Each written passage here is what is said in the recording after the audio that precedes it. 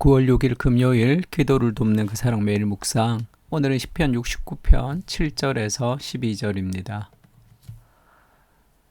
69편 9절에 보면 주의 집을 위하는 열성이 나를 삼키고 주를 비방하는 비방이 내게 미쳤나이다 라는 구절이 있죠. 주의 집을 위하는 열성이 나를 삼키고, 이게 주님을 사모하는 그 사모함이 결국 그 나에게 어떤 해가 되었다, 나에게 피해가 되었다. 그러니까 세상이 예수님을 좋아하지 않으니까 우리가 예수님을 사랑했던 그 헌신이 그 나에게 어떤 공격의 대상이 되는 그것을 얘기합니다. 그러니까 주의 집을 위하는 열성이 나를 삼키고 라는 제목으로 말씀을 좀 나눌 텐데, 복음을 향한 우리의 열정은 세상으로부터 외면을 받을 수가 있죠. 세상의 인정을 강구할 때 우리는 신앙을 저버리게 되고, 신앙을 붙들 때 우리는 세상의 어떤 인정에 대해서 초연하고 홀로 걸어갈 수 있는 그런 외로움을 견뎌야 되는 그런 믿음의 시기가 있습니다. 내가 주를 위하여 비방을 받았사오니 수치가 나의 얼굴에 덮였나이다. 그러니까 우리가 하나님을 향해서 살아가는 삶이 세상이 좋아하지 않고 우리를 조롱할 때가 있는 거죠. 그것을 경험해야 됩니다. 근데 또 문제는 기독교인이라고 하면서 이 배려가 없는 이 무례한 기독교적 방식을 통해서 세상과 갈등을 일으키는데, 그것이 하나님을 위해서 받는 의로운 고난이라는 착각도 우리가 경계해야 되겠죠. 그러나 세상과 벗하고 세상과 타협하면서 이 세상의 인정을 강구하면서 신앙을 저버리는 행위 또한 우리가 이렇게 추구해야 될 삶의 방식은 아닙니다. 내가 좀 부끄러움을 당해도 하나님을 향한 신앙을 내가 지키겠다라고 생각하는 것이 필요하죠. 내가 나의 형제에게는 객이 되고 나의 어머니의 자녀에게는 낯선 사람이 되었나이다. 어떨 때는 형제들에게도 그런 오해를 받을 때가 있죠. 그러나 그것이 결국은 승리하게 됩니다. 제가 예전에 교회를 다닐 때, 저는 중학교 때 교회를 처음 다녔는데 저희 집에서 반대가 너무 심했어요. 교회를 다니는 것에 대해서.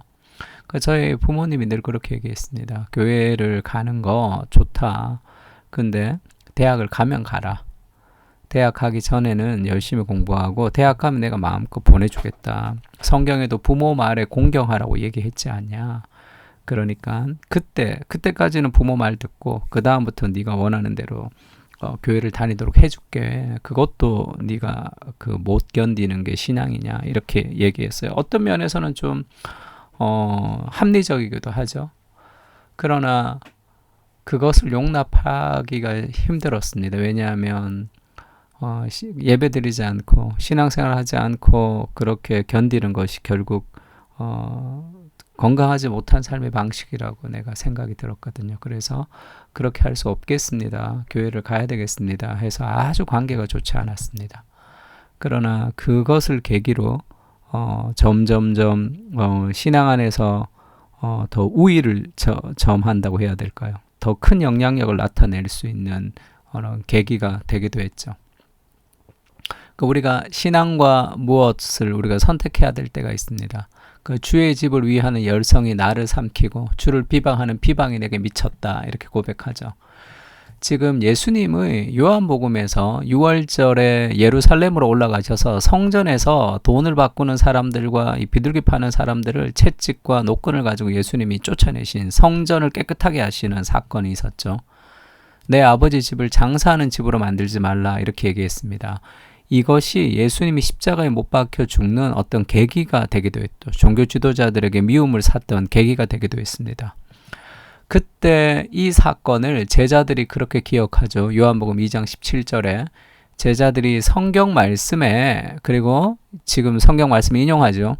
주의 전을 사모하는 열심이 나를 삼키리라 한 것을 기억하더라. 오늘 시편의 본문을 지금 이 요한복음에서 떠올렸다는 거예요. 주의 전을 사모하는 열심이 결국 예수 그리스도를 이렇게 삼켜버리는 그런 일들이 있었죠. 그게 믿음으로 우리가 행할 때 세상으로부터 받는 그런 공격을 이야기합니다.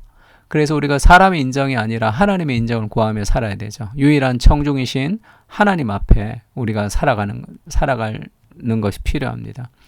내가 곡하고 금식하였더니 그것이 도리어 나의 욕이 되었으며 내가 굵은 배로 내 옷을 삼았더니 내가 그들의 말거리가 되었나이다. 우리의 믿음의 행위는 조롱의 대상이 될 때가 있습니다. 믿음으로 살아가는 것, 혼인 전에 성적인 관계를 하지 않고 결혼을 소중히 여기는 것, 그런 것들도 오늘날에는 좀 구식처럼 생각될 때가 있죠.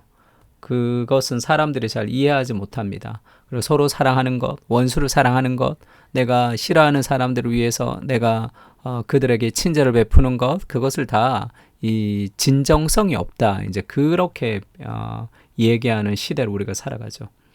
그래서 위선 같다. 그렇게 이제 얘기하기도 합니다. 성문에 앉은 자가 나를 비난하며 독주에 취한 무리가 나를 두고 노래하나이다. 이 성문에 앉은 자라는 것은 그 당시에 어떤 권력자들 얘기하고, 독주에 취한 자는 그 당시에 굉장히 천한 사람들을 얘기하는 거겠죠. 그 어떤 사람도 나를 이해하지 못하고 그렇게 비난당하는, 믿음으로 살아갈 때 조롱당하는 그런 삶의 방식이 우리에게 있을 수 있다는 거죠. 그러나 결국 그것을 통해서 잘못된 속설을 무너뜨려야 되죠. 가정을 건강하게 지켜가는 것, 그리고 그것이 결국 가장 더 선한 길이고 건강한 삶이라는 것을 우리의 삶을 통해 나타내 보여줄 필요가 있습니다. 디모데후서 3장 12절에는 무릇 그리스도 예수 안에서 경건하게 살고자 하는 자는 박해를 받으리라, 이렇게 얘기했죠. 믿음으로 우리가 적극적으로 살아가면 나의 삶은 다른 사람들을 불편하게 합니다. 그래서 여러 가지 질투와 시기를 가질 수도 있고, 그리고 내가 위선자라고 그렇게 이제 오명을 쓸 때도 있죠. 왜냐하면 믿음으로 적극적으로 살아가는 우리의 삶이 그들에게 불편을 주기 때문이죠. 나누고 섬기고 사람들을 세워가고 하는 그런 일들이 굉장히 불편을 줍니다. 무릇 그리스도 예수 안에서 경건하게 살고자 하는 자는 박해를 받으리라, 이렇게 얘기했습니다. 그 예수님이 이제 요한복음에도 그렇게 얘기하죠. 예수님도 그렇게 얘기했어요. 예수님의 인생, 예수님이 그렇게 사셨죠. 그리스도를 위한 헌신을 통해서 굉장히 세상으로부터 이해되지 못하는 상황까지 예수님이 갔습니다. 예수님이 그렇게 얘기하죠. 제자들에게 이것을 너희에게 이르는 것은 너희로 내 안에서 평안을 누리게 하려 함이라. 이 평안은 어떤 평안이냐 하면 세상에서는 너희가 환난을 당할 것이다, 이렇게 얘기하죠. 믿음으로 살아가는 사람들은 환난을 당합니다. 그 어떤 환난도 그리스도보다 더 크진 않아요. 그리스도가 당한 고난보다 더 큰 고난이 우리 인생에 없습니다. 그래서 그리스도가 있으면 삶의 어떤 고난도 이길 수 있는 그 능력을 예수님이 우리에게 주시는 거죠. 세상에서 너희가 환난을 당할 것이다. 그러나 담대해라. 내가 세상을 이기었다. 세상이 우리를 이해하지 못한다 하더라도 결국은 그 방식이 옳은 방식이고 반드시 열매를 걷게 될 것이고, 세상이 원하는 방식은 사람들이 인정하는 방식이지만 건강한 열매를 거두지 못하는 결과를 맞이하게 될 것이에요. 그래서 그 영광스러운 소망이 있기 때문에 우리는 오늘 견디며 살아갈 수 있습니다. 진리의 확신이 있기 때문에 이 길을 걸어갈 수 있는 거죠. 여호수아서에 보면 하나님이 그 두려워하는 여호수아에게 나타나셔서 그렇게 얘기하죠. 너의 평생에 너를 당할 대적할 자가 없을 것이다. 내가 모세와 함께 있었던 것 같이 너와 함께 있을 것이라. 내가 너를 떠나지 아니하며 버리지 아니할 것이다. 하나님이 여호수아를 떠나지 않고 버리지 않기 때문에 여호수아를 능히 대적할 자가 없는 거죠. 힘들기도 합니다. 조롱을 당할 수도 있습니다. 그러나 결국은 승리하게 될 것이다. 강하고 담대하라. 너는 내가 그들의 조상에게 맹세하여 그들에게 주리라 한 땅을 이 백성에게 차지하게 할 것이다. 오직 강하고 극히 담대하여. 왜 강하고 담대해야 될까요? 그 두려워하고 이 부담스러운 일들이 계속 있기 때문이죠. 영적 전쟁이 있기 때문에 그렇습니다. 나의 종 모세가 내게 명령한 그 율법을 다 지켜 행하고 좌로나 우로나 치우치지 말라. 그리하면 어디로 가든지 형통할 것이다. 그 과정이 어떻든지 사람들이 조롱하든지 그 하나님의 말씀을 따라 순종할 때 결국은 형통하게 될 것입니다. 율법책을 내 입에서 떠나지 말게 하며 주야로 그것을 묵상하여 그 가운데 기록한 대로 다 지켜 행하라. 그리하면 내 길이 평탄하게 될 것이며 네가 형통할 것이다. 내가 내게 명령한 것이 아니냐. 강하고 담대하라. 두려워하지 말라. 놀라지 말라. 네가 어디로 가든지 내 하나님 여호와가 너와 함께 하느니라 하시니라. 이 하나님의 길이라는 삶의 확신을 가지고 조롱과 오해가 있어도 믿음으로 걸어갈 때 반드시 승리하게 되는 거예요. 그래서 세상의 조롱과 세상의 인정 그리고 여러 가지 삶의 불안에 있어서 강하고 담대해라. 내가 너를 떠나지 않고 버리지 않을 것이다. 이 여호수아의 승리의 핵심이 뭡니까? 여호와의 군대 장관이 싸우시는 거죠. 대신 여호수아는 할례를 받고 그들은 전쟁할 수 없는 그 상황에 거룩과 순결의 전쟁이죠. 믿음으로 말씀을 지킬 때 여호와의 군대 장관인 예수 그리스도께서 너를 대신해서 싸워주실 것이다. 그러니까 그 믿음의 싸움, 그 외로움의 싸움, 그 어떤 조롱의 싸움, 그것을 우리가 붙드는 거죠. 사람의 기쁨을 구하는 것이 아니라 하나님의 기쁨을 구할 때 인생은 반드시 승리하게 됩니다. 너희가 환난을 당할 것이지만 세상에서 내가 세상을 이겼다라는 이 삶의 확신을 가지고 우리가 이 땅을 살아가면 좋겠습니다. 주님을 사모하는 열심히 나를 삼키는 일들이 있을 정도로 열정을 다해 사셨던 그리스도의 모습을 담게 하옵소서. 하나님의 슬픔을 함께 슬퍼하며 하나님의 기쁨을 기뻐하며 인생을 드리고 준비되게 하시고 거룩한 하나님의 꿈이 우리의 비전이 되게 하시고 기도하게 하여 주시옵소서.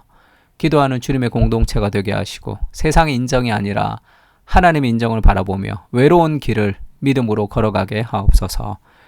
결국은 승리하게 되는 주님의 능력을 믿습니다. 세상의 그릇된 속설을 무너뜨리며 믿음이 승리하게 됨을 우리의 삶을 통해 나타내 주시옵소서. 아멘. 우리 다 같이 시편을 가지고 함께 기도하겠습니다.